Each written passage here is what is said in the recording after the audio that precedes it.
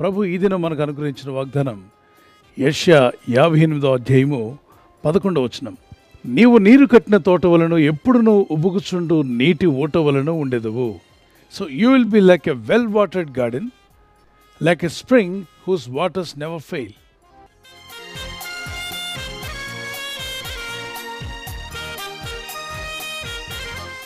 ఈ లేఖనాన్ని బట్టి మనం గమనిస్తే నీవు నీరు కట్టిన తోట వలె ఉంటావు అన్నాడు. నీరు కట్టిన తోట. తోట అన్నప్పుడు ఒక గార్డెన్లో అనేక రకాలైన మొక్కలు వేస్తాం. ఫ్లవర్ గార్డెన్స్ ఉండొచ్చు, ఫ్రూట్ గార్డెన్ ఉండొచ్చు, వైన్ గార్డెన్ ఉండొచ్చు. అనేక రకాలైన గార్డెన్స్ అని పిలువబడుతున్న వాటిలో చక్కని మొక్కలు ప్లాంటేషన్ చేస్తారు. ఆ మొక్కలు పచ్చగా ఎదగాలి అంటే, ఆ ఫ్లవర్ గార్డెన్ చక్కని పువ్వులు పూయాలి అంటే ప్రతి గార్డెన్కి అవసరమైంది ఏంటంటే నీరు. ఒకవేళ నీరు లేదనుకోండి, ఎలాంటి గార్డెన్ అయినా అది వాడిపోతుంది, పాడైపోతుంది. ఆ మొక్కలన్నీ పచ్చదనాన్ని కోల్పోతాయి, వాటికున్న జీవాన్ని కోల్పోయి, సారాన్ని కోల్పోయి అవి పనికిమాలినవిగా పడిపోతాయి. ఆ గార్డెన్లోకి వెళ్ళి ఎవరు కూడా ఆహా బాగుంది అనడానికి అవకాశం ఉండదు. ఎవరు అక్కడ నిలబడి సెల్ఫీలు తీసుకోరు, ఫోటోలు కూడా తీసుకోరు. ఎందుకంటే నీరు లేదు కనుక ఎండిపోయినట్టుగా పడి ఉన్నాయి. ఇక్కడ ప్రభు అంటాడు, నా యందు విశ్వాసం ఉంచిన మీ జీవితాలు, అంటే యేసుక్రీస్తునందు విశ్వాసం ఉంచిన మనము, మన బ్రతుకులు, మన జీవితాలు ఎలా ఉండాలట? నీరు కట్టిన తోట వలె ఉండాలని దేవుడు కోరుచున్నాడు. నీటి కాలవల యోరన నాటబడినది ఆకు వాడక తన కాలమందు ఫలించే చెట్టు వలె ఉంటుంది. అది చింతపడదు, వాడిపోతానని భయపడదు, వేసవి కాలం వస్తుందని దిగులు పడాల్సిన అవసరం లేదు. ఎందుకంటే దాని వేర్లు నీటి ఒడ్డుకు తన్నుకొని ఉన్నాయి. చక్కని పుష్కలంగా నీరు ఎప్పుడు దానికి అందుబాటులో ఉంది కాబట్టి అది వాడిపోయే అవకాశమే లేదు. మరి అలాంటి చెట్టుగా, అలాంటి గార్డెన్గా దేవుడు మీ కుటుంబాన్ని, అది ఫైనాన్షియల్గా, స్పిరిచువల్గా, మీ యొక్క ఆరోగ్య విషయంలో మీరు ఏదైతే అచీవ్ చేయాలని, సాధించాలనుకుంటున్నారో వాటన్నింటిలో కూడా ఒక నీరు కట్టిన తోట వలె ఫలించేడు కొమ్మగా మీరు ఉండాలి అంటే ఖచ్చితంగా ఈ విషయాలు మనం పాటించాలి. అందుకే లేఖనాల్లో ప్రభు అంటాడు, దుష్టుని ఆలోచన చొప్పున నడవక, అంటే దుష్ట ఆలోచనల ప్రకారం నడిస్తే గార్డెన్లో నీరు లేనట్టుగా ఎండిపోయిన మొక్కలా తయారవుతాం, పచ్చదనాన్ని కోల్పోతాం, ఫలించే సమయంలో ఫలాలు కోల్పోతాం. పూత పట్టే టైంలో పూత రాలిపోతే రైతు చాలా బాధపడతాడు. మామిడి పూత కావచ్చు, మరి చెట్లన్నిటికీ పూత వచ్చినప్పుడు దాన్ని పండించే ఆ తోటమాలికి చాలా సంతోషం కలుగుతుంది, పూత పట్టింది, చక్కని ఫలాలు వస్తాయని. హఠాత్తుగా గాలివానో తుఫానో వచ్చి ఆ పూతంతా రాలిపోతే చెట్టు అక్కడే ఉంటుంది, కానీ చెట్టును చూసి సంతోషించడు, కానీ పూత రాలిపోయిందన్న బాధతో ఉంటాడు. అంటే పువ్వులుగా వచ్చిన ఆ ఫ్లవర్స్ కాయలుగా మారబోతున్నాయి. ఈలోగా తుఫాను గాలికి మొత్తం రాలిపోయాయి. దేవుని పిల్లలుగా మన జీవితంలో కూడా నీరు కట్టిన తోటగా మనం లేనప్పుడు ఫలాలు వచ్చే సమయానికి పూత రాలిపోయినట్టుగా అనేక అవకాశాలను చేయిదాటిపోతూ ఉంటాయి. ప్రభు మనకు అనుగ్రహించే దీవెనలను కోల్పోయే పరిస్థితి మనకొద్దు. దేవుడు మిమ్మల్ని ఏ విధంగా దీవించాలనుకుంటున్నాడో ఆ విధంగా దీవించబడ్డానికి మీరు ఉండాలి. దుష్టుని ఆలోచనలు ఎప్పుడైనా మిమ్మల్ని దేవునికి దూరం చేస్తాయి. Evil, wicket thoughts. అపవాది ఎప్పుడొచ్చినా దొంగతనము, హత్య, నాశనం చేయడానికి వస్తాడని రాయబడింది. ఒక వ్యక్తిలో ఉన్న ఆనందము, సంతోషము, దైవత్వము, పరిశుద్ధత, దేవుని కొరకు బ్రతకాలన్న ఆశయాలన్నీ కూడా తొలగించాలన్నదే అపవాది ఆశ. ఈ ఉదయకాల ప్రార్థన, సాయంకాల ప్రార్థనలు మనకు అవసరమా అంటాడు. ఆ టైంలో ఇంకేదైనా పని చేయొచ్చుగా అంటాడు. ప్రార్థనలో కూర్చోవడం అంటే వాడికి అసలు ఇష్టం ఉండదు. ఇస్కరియోతు యూదా యేసు ప్రభు వారికి దూరం అవడం గల కారణంలో మొదటిది దుష్ట తలంపు అంగీకరించాడు అతను. ఈ తలంపు పంపిన అపవాదే వానిలో డైరెక్ట్గా ప్రవేశించాడు. అంటే అపవాది ఒక వ్యక్తిలో ప్రవేశించి ఆ వ్యక్తి జీవితాన్ని నాశనం చేసే ముందు ఏం పంపుతాడు? దుష్ట తలంపులు.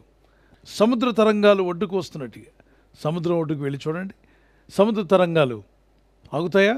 వస్తూనే ఉంటాయి. ఒక తరంగం తర్వాత మరొక తరంగం, ఆ కెరటాలు ఒడ్డు వరకు వచ్చి వెళ్తూ ఉంటాయి. అలాగనే దుష్ట తలంపులు ప్రపంచవ్యాప్తంగా ప్రతి వ్యక్తిలోనికి వస్తూ ఉంటాయి. వాటిని రిజెక్ట్ చేయగలం. ఆ ఒడ్డును నిలబడిన మనం, ఆ నీరు కెరటం మన దగ్గరకు వస్తున్నప్పుడు మనం వెనక్కి వెళ్తే అది మన పాదాలను తాకలేదు కదా. అలాగే దుష్ట తలంపులు మీ వద్దకు వస్తున్నాయని తెలిసినప్పుడు కొంచెం దూరంగా వెళ్ళిపోండి, వాటికి దూరంగా ఉండడానికి ప్రయత్నం చేయండి. అందుకే దుష్ట తలంపులు వచ్చినప్పుడు ఒక వ్యక్తికి విరోధంగా, మీ కుటుంబస్తులకు విరోధంగా, మీ ఇంటి వారికి కానీ, మీ ఉద్యోగంలో కానీ, మీరు చదువుతున్న స్థలంలోనో ఎక్కడైనా ఒక దుష్ట తలంపు మీలోకి వచ్చిందంటే దాన్ని ఉండనివ్వకండి. Change your thoughts, watch your thought life, because thoughts can become your words, words can become your habits.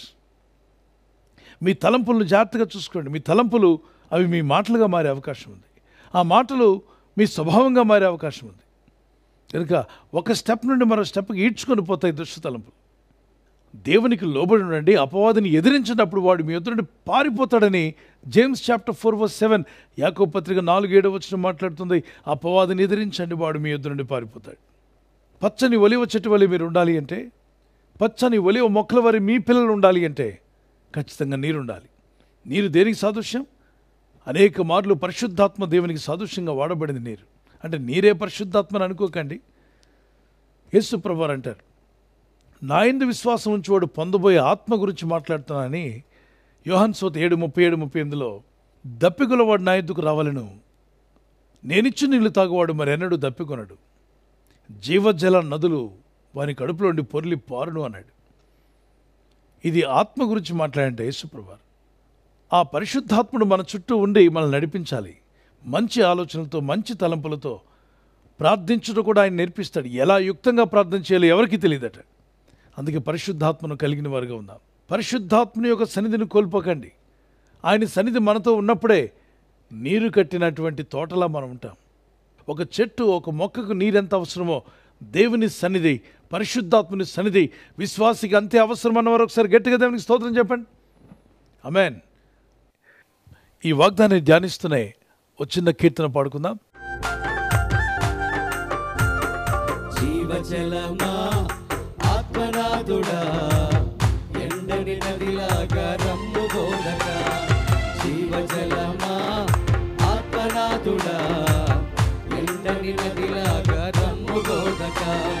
రెండయ్యా బోధకుడా, రెండయ్యా బోధకుడా, ఎండని జీవ నదిలాగా, ఎండని జీవ నదిలాగా, ఎండని జీవ నదిలాగా, ఎండని జీవ నదిలాగా. జీవజలమా ఆత్మనాథుడా, ఎండని నదిలాగా రమ్ము బోధక. జీవజలమా ఆత్మనాథుడా, ఎండని నదిలాగా రమ్ము బోధక. దేవుని ఆత్మ సన్నిధి కలిగి ఉందాం. ప్రభు మిమ్మల్ని నడిపించి బలపరచునుగాక. ప్రార్థన చేసుకుందాం. ప్రభా, నా కుటుంబం కూడా నీరు కట్టిన తోట వలె ఉండాలి. వ్యాపారం కావచ్చు, ఉద్యోగం కావచ్చు, ఆత్మీయత, భక్తి, విశ్వాసము, సంఘము, మనం చేస్తున్న ప్రతి పనిలో కూడా మీరు చేసేదంతా విఫలం కాకుండా సఫలం అవ్వాలన్న వారి చేతిని పైకెత్తగలరా? అయితే ఖచ్చితంగా ప్రార్థన చేద్దాం. ప్రభా, నేను కూడా నీరు కట్టిన తోట వలె ఉండాలని ఆశపడుతున్నాను. మీరిచ్చిన వాగ్దానం నా పట్ల నెరవేర్చండి ప్రభా. Shall we close our eyes and pray. పరిశుద్ధమైన మా తండ్రి, నీ ప్రజలందరూ కూడా నీరు కట్టిన తోట వలె ఉండాలని మీరు కోరుచున్నారు. నిన్ను నమ్మిన నీ కుమారుడు, కుమార్తె, నిన్ను నమ్మిన ఏ వయసు వారైనా వారు బహుగా ఫలించాలని, ఆత్మీయంగా వర్ధిల్లాలని, వారు ఆత్మలో వర్ధిల్లొచ్చిన ప్రకారం అన్ని రంగాలలో వారు వర్ధిల్లాలని మీరు కోరుచున్నారు. ప్రభా, ఈ ప్రార్థనలో పాల్గొన్న ప్రతి ఒక్కరిని దర్శించండి. ఆత్మతో, శక్తితో నింపుమయ్యా. నీ రాకడకు విని సిద్ధపరచమని అడుగుచున్నాను. ఈ లోకంలో ఉన్నప్పుడు నీ రాకడ పర్యంతము నీరు కట్టిన తోట వలె మా కుటుంబాలు ఉండాలి. అవును తండ్రి, నీరున్న గార్డెన్కి, నీరున్న తోటకు చింతపడాల్సిన అవసరం లేదు. ఆ చెట్లు ఎంతో పచ్చదనం కలిగి ఉంటాయి, చక్కని పువ్వులు, కాయలు కలిగి ఉంటాయి. ఈరోజు నీ ప్రజలు ఫలించి అభివృద్ధి పొందాలని మీరు ఆశిస్తున్నారు. నీరు కట్టిన తోట వలె వీరి జీవితాలను దీవించమని, ఈ వాగ్దానం మా అందరి పట్ల నెరవేర్చమని, వాగ్దానాన్ని తీసుకుని ప్రార్థిస్తున్న వారందరినీ కూడా దర్శించి వారి జీవితాలను ఎండిపోయిన స్థితిని తీసివేయమని ఆయన ఈరోజు ప్రార్థించి ప్రయత్నించబోతున్న శంకుస్థాపన అయిన, గృహప్రవేశమైన, ఒక బిజినెస్ ప్రారంభిస్తున్నా, ఉద్యోగ ప్రారంభానికి వెళ్తున్నా, ఒక మంచి కార్యక్రమాన్ని ప్రారంభిస్తుండగా, నేను వారి బిడ్డల వివాహం కొరకు ప్రయత్నాలు చేస్తుండగా వారు చేస్తున్న ప్రయత్నాలు ఫలించలాగున మీ దూతలకు ఆజ్ఞాపించండి. ఎవరైనా హాస్పిటల్లో ఉన్నా, ఐసీయూలో ఉన్నా, ప్రభు, ఎవరైతే సీరియస్ కండిషన్లో ఉండి బాధపడుతున్నారో వారికి యేసు నామములో స్వస్థతను అనుగ్రహించండి. ఏదో ఒక బలహీనత వల్ల కృంగిపోయిన వారిని లేవనెత్తండి. మీ గాయపడిన హస్తమును చాపి వారికి ఉన్న సకల రోగాల నుండి విడుదల ఇచ్చేయి. వారిని లేపి నడిపించడాన్ని సాక్షులుగా నిలబెట్టుకోండి. ఈ ఉదయకాలం ప్రతి రోగి యేసు నామములో స్వస్థత నొందునుగాక. తండ్రి, ఈ దినం ఎవరైతే ప్రయాణమై వెళ్ళబోతున్నారో, అది రైలు మార్గమైనా, ఆకాశ మార్గమైనా, బస్సుల్లో, వాహనాల్లో ఎక్కడ ప్రయాణం చేస్తున్నా, రోడ్డు మార్గంలో ఏ వాహనంలో వారు ప్రయాణం చేస్తున్నా, నీ ప్రజలకు కాపాడే దూతలను పంపండి. ఉదయం బయలుదేరి సాయంకాలం ఇంటికి వచ్చేంత వరకు నీ కాపుదల, కాపాడే దూతల యొక్క సహాయము నీ ప్రజలకు దయచేయమని అడుగుతున్నాను. ఒక నీరు లేని తోట వలె కాకుండా నీరు కట్టిన తోట వలె వీరిని, వీరి కుటుంబాలను, ఆత్మీయ జీవితాలను దీవించి బలపరిచి వర్ధిల్ల చేయమని యేసుక్రీస్తు పరిశుద్ధ నామములో అడుగుచున్నాను నా పరలోకపు తండ్రి. ఆమేన్, ఆమేన్, ఆమేన్. దేవుడు మిమ్మలను, మీ కుటుంబాలను నీరు కట్టిన తోట వలె దీవించి ఫలింపచేసి ఆయన మహిమార్థమై మిమ్మలను నిలబెట్టి వాడుకొనుగాక. ఆమేన్. God bless you. ఈ వాగ్దానం విని మనతోనే ఉంచుకోకుండా అందరికీ షేర్ చేద్దాం. మనం పంపిన వాగ్దానము అనేకులు విడిపిస్తుంది కనుక అనేకులకు షేర్ చేద్దాం. God bless you. బర్త్డే జరుపుకునే వరకు happy birthday to you, many more returns of the day. God bless you. మీకు వాగ్దానం 1 పేతురు 3:9 ఆశీర్వాదమునకు వారసులగుటకు మీరు పిలువబడితిరి. మనం పిలువబడింది ఆశీర్వాదానికి కారకులగడానికి. ప్రార్థించండి. ఈ వాగ్దానం పట్టుకొని may the lord bless you. I blessed happy new year to you. మరి ఎవరైతే యానివర్సరీ జరుపుకుంటారో మీ అందరికీ వాగ్దానం ద్వితీయోపదేశకాండం 31:8 నీ ముందర నడుచువాడు యెహోవా, ఆయన నీకు తోడయుడును, ఆయన నిన్ను విడువడు, నిన్ను ఎడబాయుడు. భార్య భర్తలుగా మీ ఇద్దరు ఈ వాగ్దానం పట్టుకొని ప్రార్థన చేయండి. Happy wedding anniversary, many more returns of the day. God bless you.